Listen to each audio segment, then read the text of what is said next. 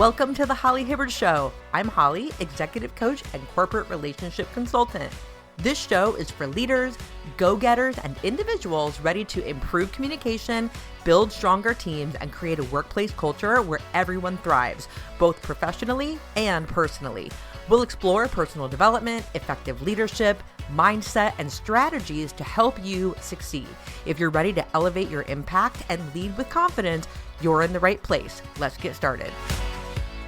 Hey everyone, welcome back to the Holly Hibbard Show. I am your host, Holly Hibbard, and you might have noticed some changes here today, a focus on leadership and mindset and growth. Will I still talk about content creation and your brand online? Yes, I will. And I have spoken about in the last two episodes, episodes 73 and 74, about, I won't even say they're signs, but different changes and thoughts and reflections that I had at the end of 2024 around what I am most passionate about. And so for the time being, and at least as far as I know out in the future, I really do want to take this show and have it be focused on those three tenets of leadership, of mindset, of growth. Even when I was teaching on episodes about content creation and your brand online, I was still speaking about those three things. It's simply something that I cannot get out of my system. I love teaching about and talking about relationship building, and that's a big part of running a successful business and having a brand that appeals to people. And it's also very much connected to leadership. And I have been in the realm of working in professional and personal development for over a decade now. And I love swimming in these waters. I love giving people something to think about. In fact, when I made my first piece of content many, many years ago, that was what I said at the beginning of every single show.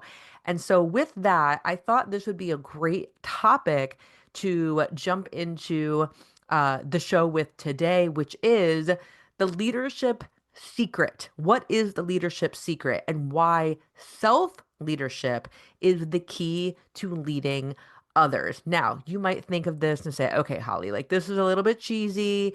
Yes, I need to lead myself.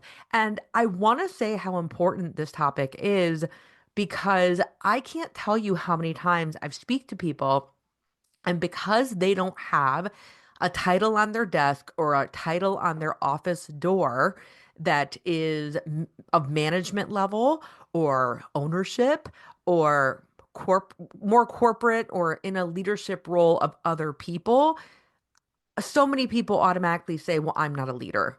That only is that title is reserved for people that have these jobs or these roles over here. Or they might think I'm not a leader because I work in an office where there are only 8 people total that work there. How are 8 people possibly, when you don't have big departments and hundreds, if not thousands of people in that organization? How am I a leader? That doesn't make sense. So what I want to point out to all of you is whether you know it or not, you are always leading someone. Whether you know it or not, you are always leading someone. And it may not be, obviously, the way that you think it's going to look. Leadership doesn't always mean that you are the loudest voice in the room. Leadership doesn't even mean that you're necessarily standing up in front of an audience and presenting something. Leadership doesn't even mean that you're giving a direction to other people. Self-leadership is, as you can probably imagine, how you live your life. Okay, so you're in your own bubble. You go do you. But leadership, self-leadership, also allows you to lead others by your example. Meaning, people are always watching you. If you don't think the people that you are coworkers with, the people who manage you, the people that you manage, and let's just set work and career aside for a second. How about your family? How about your kids? How about your parents, your neighbors, people in your community, people that you see in the car loop when you're dropping your kids off? We are always leading others, no matter how much we try to avoid it. So I wanted to put this episode out here today because I want to help you start to see leadership in another frame. this new frame of leadership so that you know that by you making great changes and setting incredible goals and just going for it, whether you have those goals happen professionally or personally, whether the goals happen or not, you are always leading others no matter what. Your self leadership, this is what's going to set the foundation for you to lead others. So let's start here. It is so vital that you, in my opinion, that you always be setting a goal, always be setting. What am I saying? It's super important that you set a goal continuously throughout your life and have something to work forward to. I just listened to something the other day that was talking about your brain.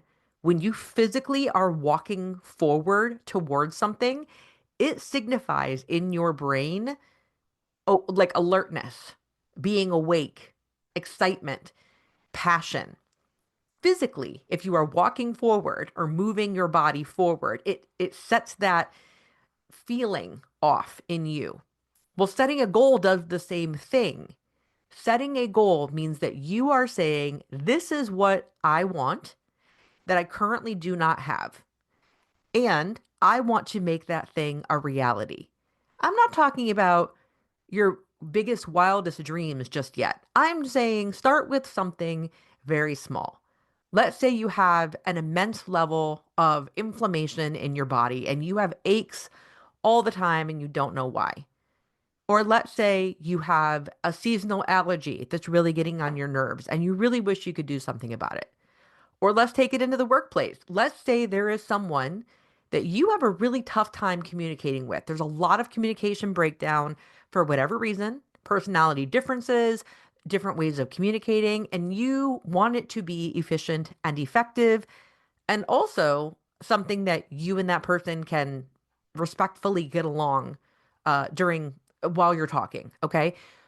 We want to be moving forward. I want you moving forward. So many people, when they say they get stuck, they're stuck in the rut of doing the same thing day in and day out. And while you may be very busy in your life, getting things done and checking boxes, are you progressing? Are you evolving? Are you growing in your intellect, in your ability, in your skill set, in your emotional intelligence? Are you growing? Because simply being busy and checking all the boxes is not the same thing as growing and evolving and becoming more valuable as a person, valuable in, yes, your career, but valuable with your family. Do you bring, and not value like money value, obviously, but value in the sense that what do you offer to people with your beingness, with who you are? So for you to be able to lead others effectively, I'm asking of you to consider, when was the last time you set a goal for yourself? Again, not your biggest, wildest dream, something that's super scary, but just something small.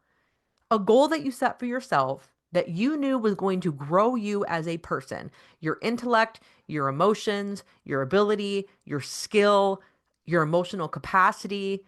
When was the last time you set a goal to grow that? That is a way that you are leading yourself toward becoming the person that you want to be. Again, professionally, yes. Personally, probably more. And when others around you, whether it's in your workplace or it's in your household, your friends, circle of friends, when people see you going for it in life, that is a form of leadership. Because what happens is when we stop setting goals, when we stop asking ourselves to dream and move forward, it gives permission to everyone around us to also not dream, to also not set goals, to also not move forward. You are always leading people towards something. You get to choose, however, what you want to lead them to. So this is part of being self-aware. That's an awareness. It's an honest recognition where you can admit to yourself, no judgment, no shaming, just admitting to yourself, wow, it's been a while since I've asked of myself to grow in some way, since I have intentionally sought out to be a better person because I said I wanted something or I was going to become something and I had not yet made it happen. Have that honest moment with yourself that, wow, it's been a while. I really could push myself just a little bit. Okay. And from there, having that self awareness, that is your first step, followed by from there, recognizing and being self aware that you are leading others, whether you think you are or not. Now, in terms of taking the actions, okay, if you are in a role of leading others, which I just said you all are, but let's take this to a professional setting. If you are in a leadership role, that could look like you are managing and you own and run an entire company. That could look like you are a mentor to one individual who has been at your workplace less time than you have been. If you want to be influential with this person, yes, you want to set the example of you striving to become a better version of you, whatever that is as defined by you. But also, you want to demonstrate to them what accountability is. And I want to define for you right now what accountability is and what it isn't in the lens of transformation. Okay. Most people think accountability comes down to who's to blame. If everything goes wrong, who can I blame? I'm going to, quote, hold that person accountable.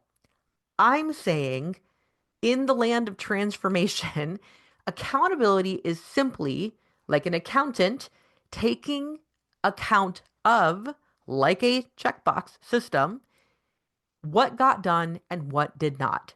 Really seeing it in a neutral light. So if you set forth a goal, or let's say it's just part of your day-to-day tasks, you have a set list of things that must get done on the daily in your work and also in your personal life. And let's say a day goes by and you miss something or you miss multiple somethings. Now, the world will tell you, oh, you need to be, quote, held accountable. You need to blame, or you need to be blamed. You need to be punished. There needs to be a consequence. And yes, there might be consequences for missing what you are supposed to do by a certain time. And on top of that, what I'm saying is you being accountable in that moment is simply looking at your tasks and going, ooh, I missed it. I missed it. I forgot to get it done. Or I knew it had to get done and I chose not to. So in a professional setting, let's give you the benefit of the doubt. Could you easily forget to do a task? Yes, absolutely. You could forget to do it. In a professional setting, might something go wrong that day and you simply run out of time during working hours and that thing that needed to get done, there was no more time left on the clock to get it done. Yes, that happens. However, in our personal life, being accountable often isn't because we've run out of time. Sometimes it's because there's a fire we need to put out or something's gone wrong in our personal life, right? Your kid might get sick, you and your spouse have a fight, you don't feel well, you trip and fall or slip on the ice coming out of your car after work. I don't know what it is. But in your personal life, how many times do you say you're going to get this thing done? Put it on a list or not, and you don't get it done because you chose not to or you didn't feel like it. Now, if you're feeling called out, guess what? So am I. I'm calling myself out here. We're human. We do this all the time.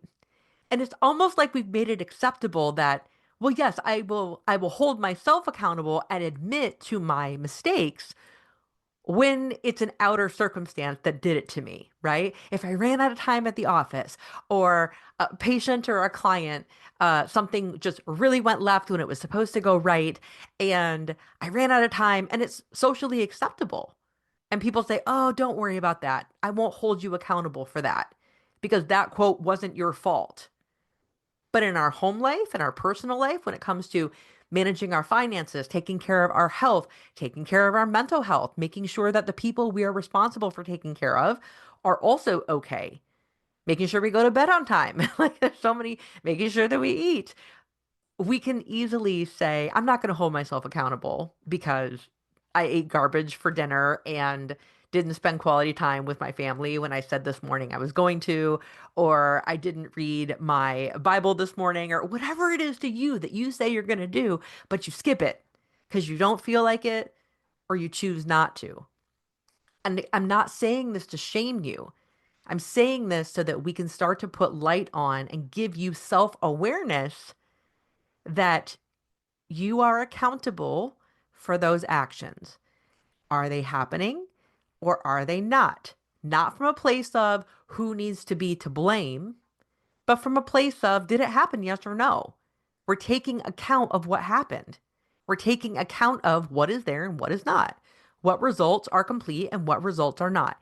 We are trying to neutralize this so we're not beating up on ourselves. So when you are in a leadership role and you are influencing others, whether you know they're watching you or not, by you stating when you are accountable for something, that's going to inspire them to do the same. How many times have I worked with businesses and worked with them on their corporate culture and they come back and say, oh, nobody has any accountability. Nobody wants to admit to their mistakes. Everyone needs to do. And my first question to them is, well, how do you demonstrate that to them? And a lot of times, if they are in a leadership role or a management role, they're not outing themselves to the people that they lead or that they manage because they're so afraid that if they admit that they missed the ball on something, that it's going to make them look bad and the people that they manage are going to think less of them. They're wrong. Those if you think that, you are wrong. People, when you are accountable about your own stuff and you admit I made a mistake, and you also are accountable for what goes right. Hey, I got this done. I'm very excited about it. Here's what worked. And you share that, it makes the process human. It makes your place of employment real, like, because you're a real person. And people are more influenced by that in a positive way than they are by you faking it till you make it and not being accountable and saying, well, I'm just here to make sure everybody does their job. Let's bring the humanity back to the culture, back to the workplace. So here are some challenges for you to take away from this episode. When it comes to your professional life, set a day and a time in your calendar, even if it's 5 to 10 minutes once a month, standing appointment, even if it's on your commute to work or from work, where you are in quiet reflection about what you have done in the previous month that you have shown others that you are accountable for your life, that you are accountable for how you show up in your workplace. And then additionally, when it comes to your personal life, probably don't track it once a month. I would track it daily somehow. Start tracking a daily action, just one. Start with one. Make a promise to yourself and keep it and track how often you complete on that promise and hold yourself accountable. Not to be perfect, not to be imperfect and beat yourself up about it. We're not doing that either. But practice accountability. This is self leadership. This is pushing yourself in a forward motion toward the life that you say you want professionally and personally. And it is demonstrating for others what leadership looks like, what self discipline and self leadership looks like, and also allows them to express where they're winning or where they could use some support as well from you or from other people. So that's the leadership secret, everybody. You are leading yourself all the time, and people are being led by you all the time, non-verbally, in every way, shape, and form. So the sooner you can notice that, the sooner you will have the ability to, with that self-awareness, shift your actions, shift your choices, become accountable for what is and what is not, and then seek to improve upon that. And watch your world change. Watch your family change. Watch your home life change. Watch your office change. Your mentorship relationships, your managerial relationships. Watch. It's awesome. It is really awesome. That's all I have for you with this episode today. Until next time, I will talk to you next time.